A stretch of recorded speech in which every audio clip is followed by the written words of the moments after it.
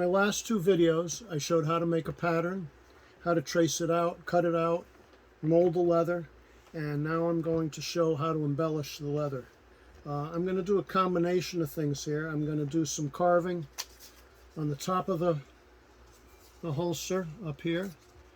On the main body of the holster, I'm going to do basket weave tooling, and down the edge I'm going to do some what I consider my basic edge tooling. So that's what I'm going to do.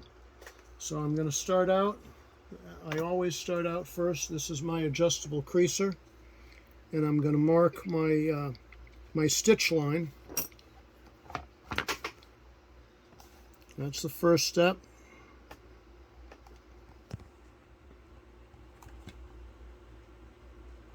Also, in that last video, I talked about moisture content, and what I did was I had the leather wet enough to mold the holster, but that was still too wet to do the carving and the tooling, so I had to let it dry to just the right content, which I've got it at now.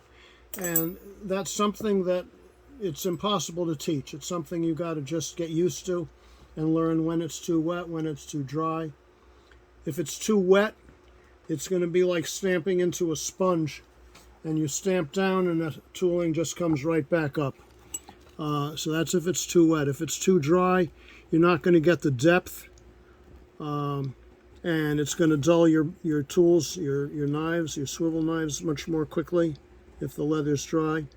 When you have the right moisture content, you'll get good depth to your carving and tooling, and that's the name of the game pretty much.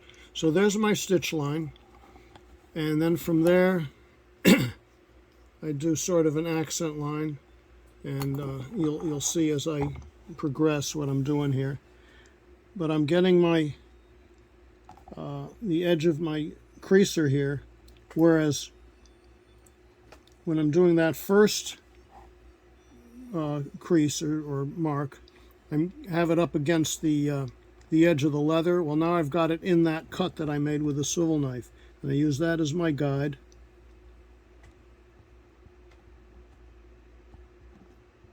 I guess before I go any further, I ought to explain what these various tools are. What you've seen me use so far is an adjustable creaser. I can widen or make narrower the width of the crease that I'm going to do. And then that's what I use to mark the line for the stitch line and what I'm doing for this accent line now. This is a swivel knife. That's what you use for the carving, which you'll see once I get going. You'll see what that's all about. It's called a swivel knife because it swivels. This is the same idea. It's just got an angled, a more narrower angled blade for making tighter curves. When I do the basket weave tooling, that is a basket weave stamp. And when I do the border design, this is the stamp that will go along the border and also kind of outlines the basket weave as well. This is called a modeling tool. When I do the carving, that's what I use to push down the leather so that the carved part appears to be raised. And again, you'll see that once I'm actually using it, but that's your modeling tool. This tip here can be used to mark on the leather what your design is that you're going to carve. I'll be using that when I lay the pattern that I've created over the leather, and I'll just bear down on that and make the impression in the leather for me to carve it. And then, of course, there's the mallet. You don't want to use a hammer, a metal hammer, for stamping your tools. Biggest reason is what will end up happening is eventually you're going to peen the edge of that over. It'll splay out. A secondary reason is it's just a lot noisier and might as well make things a little easier on the ears. So that's basically the tools I'm using. I've got a lot of tools. I don't need them all. You don't need them all. You don't need a lot of tools. You don't need to spend a ton of money to get started in this.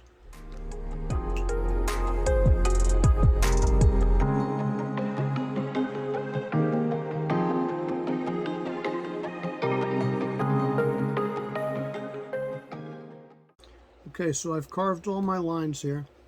What I want to do next is this here, this narrow strip here, they call that beading.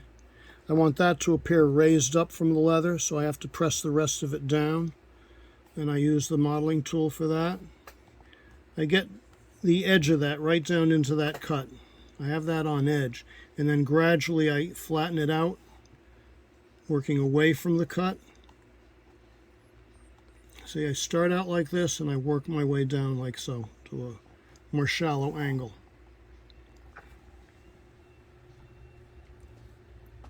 Keeping it on edge helps keep it in the cut, so you don't go skating off of it. But once you've done that, you can level it out more.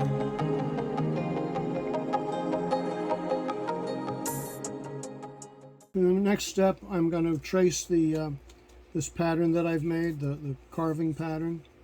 Going to lay that on there and hopefully get it placed right. It's a relatively simple scroll design.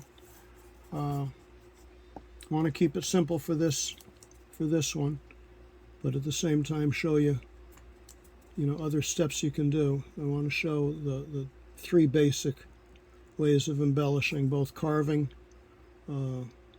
the edge tooling, and the basket weave stamping. Keeping this relatively simple. I'm just bearing down real hard. Go again. Once I'm done tracing it, then I go over it with a swivel knife.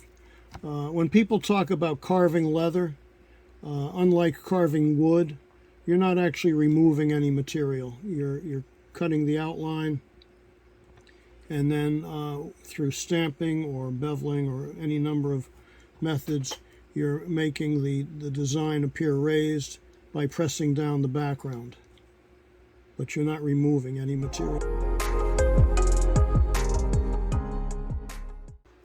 So there it is. You notice that I keep shifting the position of the leather. That's because, as much as possible, I want to be drawing the swivel knife towards me. I've got better control than if I were pushing it away. So that's why I keep turning the leather.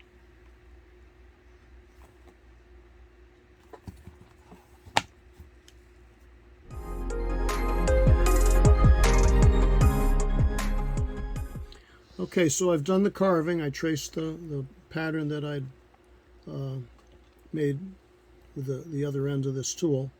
And now I'm going to push this down, the background down, and that in turn makes this scroll design appear raised. And same as what I said about doing these lines here, you get the edge of the tool down in there first, and then work your way back, gradually tapering it back.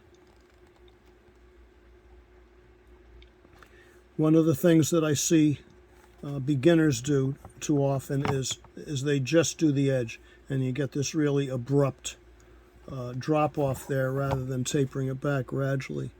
So I stress that you get in deep with the edge of the tool first, but then flatten it out, and it gives it a more gradual appearance. So what I'm getting is right here, I've got a fairly square edge, so I'm going to go over that and just very lightly touch that to round that. All right, like so.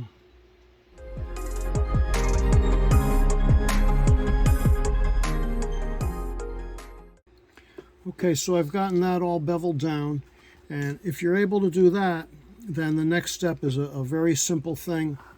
And what it is I'm just going to make these little, with the angled blade, these little accent cuts, just a little like that, just like that, that's all.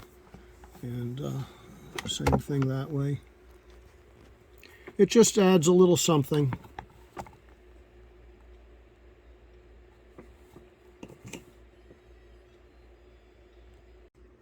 Okay, so there's my little accent cuts.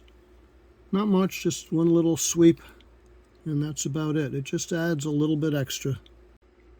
So there's the carving part. So the next thing I'm going to do is the basket weave stamping.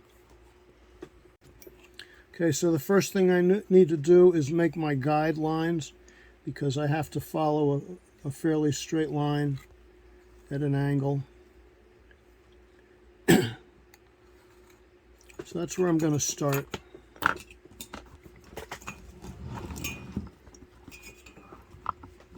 You want a good solid surface to be stamping on for a couple reasons. It means you don't have to pound as hard, and it makes less noise. It's just, you need something solid, and what I've got is this piece of granite, but you want to be solid. So following that faint line there,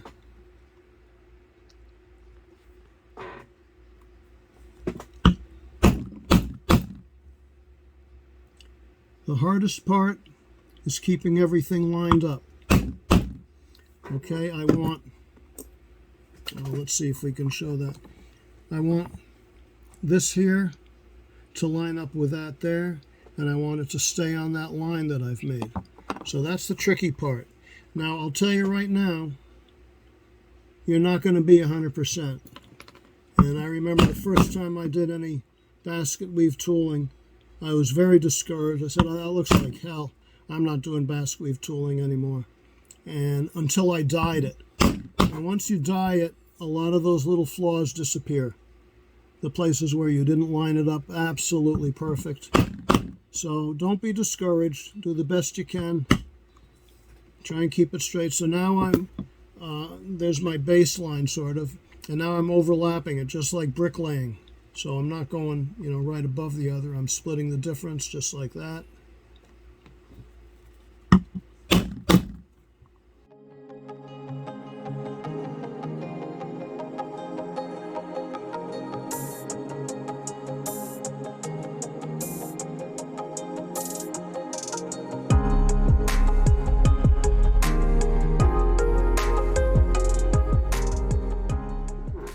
Okay, so my basket weave tooling's all done, and like I said, there's probably little flaws in it that I could find, but you'll never see it. And once it's all dyed, it definitely doesn't show up.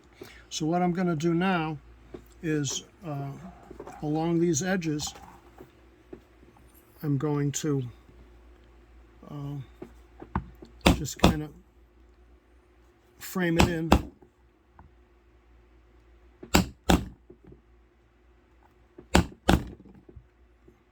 That also camouflages the edges where the basket weave tooling didn't come right to the edge.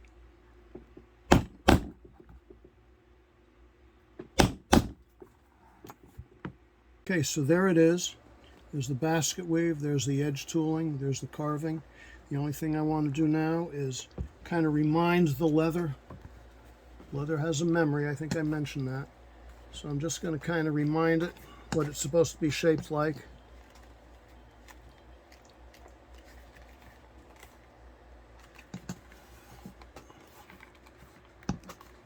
Okay. And then the last step, I'm going to put my logo on it. I've got a stamp that's been made up.